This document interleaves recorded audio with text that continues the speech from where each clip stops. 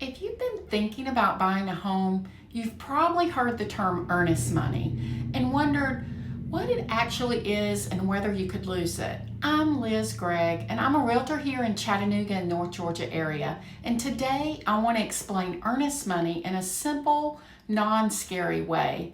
Earnest money is a good faith deposit that shows the seller you're serious about buying the home. It's basically your way of saying, I'm moving forward intentionally, and also shows that you have some skin in the game.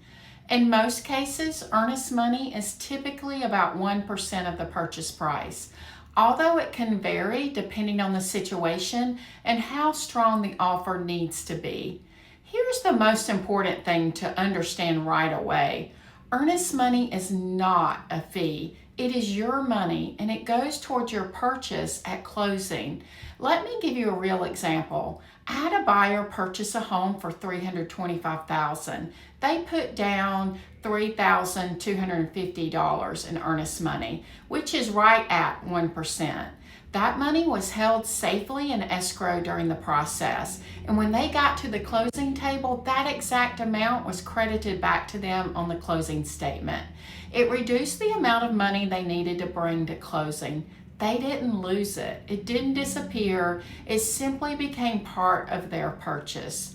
Earnest money is held by a neutral third party, usually a brokerage, and it's protected by the contract. One of the biggest fears I hear from buyers is, what if I lose my earnest money? And this is where guidance really matters. The contract includes built-in protections for buyers.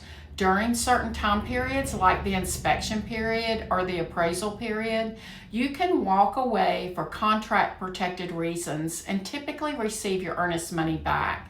For example, if inspections uncover major issues you're not comfortable with, if the appraisal comes in low and we can't reach an agreement, or if something material happens within the allotted timelines, your earnest money is usually refunded. You only risk losing earnest money if we walk away from the contract without a protected reason or outside of the agreed upon timelines.